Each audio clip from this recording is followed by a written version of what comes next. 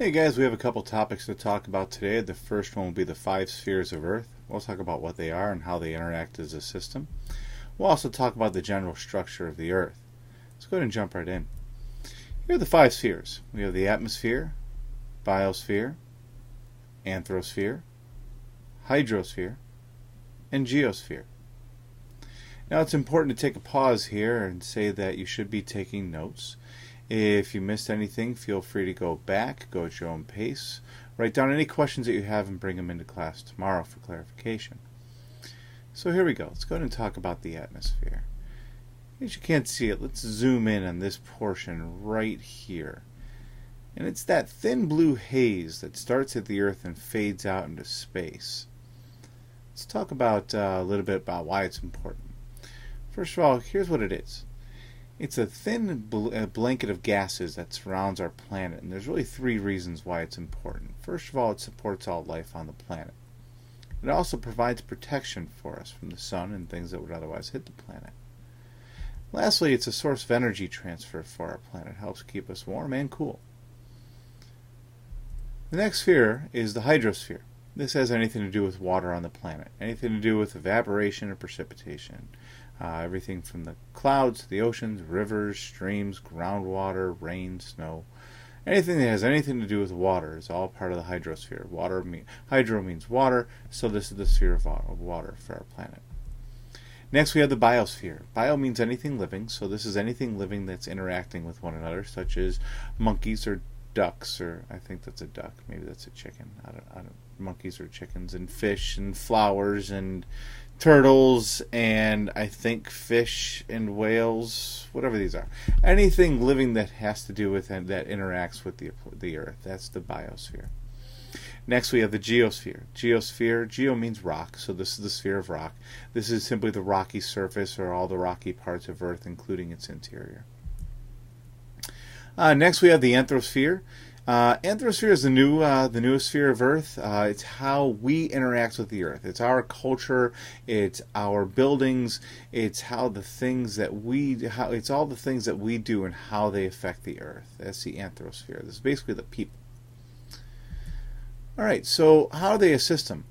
They're a system because they all function together. If you remove one, the whole system will break down and not function properly. For example, all living things on Earth, they rely on the atmosphere, they rely on the physical Earth, and they rely on water to survive. People, same thing. We need the other 4 to survive. So the whole point is that if you take out one part of the system, the rest of the system will break down and fail. Let's go ahead and talk about the Earth's layers. We're going to start at the outside and move to the inside. We're going to keep it basic here. We'll get into some more details later on in later units. First layer that we're going to talk about is the crust. This is the first layer of the outside, the outermost layer of Earth. A really important note about it is that it contains all of our natural resources. Everything we farm, everything we mine, it all comes out of the crust. Next, it's the most studied. It's the one that we know the most about, simply because we live on it. We've actually never even dug down below the crust into the mantle, which is kind of a question to put out there to think about. We'll talk about it later. If we've never dug through the crust, how do we know about these other layers like the mantle or the core? And let alone, how do we know the core is separated into 2 different layers, a liquid layer and a solid layer? We'll get into that a little bit later in class. But it's something to think about for now. Come in ready to discuss it. Another thing is that the crust is cold and brittle. What does that word brittle mean? All that means is that it'll break. It'll break before it bends. So it's kind of like a piece of glass. You drop a piece of glass and the whole thing will shatter before it bends, unless you heat it up, which we'll get to in just a second. It has an average thickness of 35 kilometers, and what that means is down here at the oceans, it's thinner, 3 to 5 kilometers, they say, and the continental crust is definitely thicker, anywhere from 10 to 70 kilometers, thicker at the mountains, thinner in the deserts. But the average, if you take it all considered together, the average thickness is 35 kilometers. So the oceanic crust is definitely thinner than the continental crust, and the continental crust gets thicker at the mountains. Sorry for the sloppy handwriting. I'm just getting used to this new tablet here. So thicker at the mountains and thinner That's looking better. At the oceans. There we go. Thicker at the mountains, thinner at the oceans. All right. Next, we'll talk about the mantle. This is the second layer down, the layer right below the crust. Important note here is that all the rocks here are volcanic. The average thickness here is about 2,900 kilometers, and it's cold and brittle towards the top. And what I mean by that is right over here, right where the crust meets the mantle, this very top portion right over here. This is still pretty cold and brittle. But as you go deeper into the earth, temperature is increased, so instead of it being brittle, they actually say it's plastic. And what that means is that it will bend before it breaks. So it's kind of like a heated piece of glass, where if you take a piece of glass, put it underneath a torch, it'll become what they call malleable, or able to bend before it breaks. And that's what plastic means, that it can bend before it breaks. But a really important note here is that only happens as you go deeper into the mantle towards the core. Another thing is that it doesn't contain any of our common natural resources that we use. It doesn't contain any oil or gas. We don't use it for our farming or anything. So it doesn't have the natural resources. It's not as rich in natural resources as the crust. All right, lastly, we have the core. The core is the center of the Earth. It's the biggest layer combined. It is broken into two parts, the outer core and the inner core. But combined, they are the thickest layer, 3,500 kilometers. Made of metal instead of rocks, iron and nickel. We'll talk about that later when we talk about density and minerals.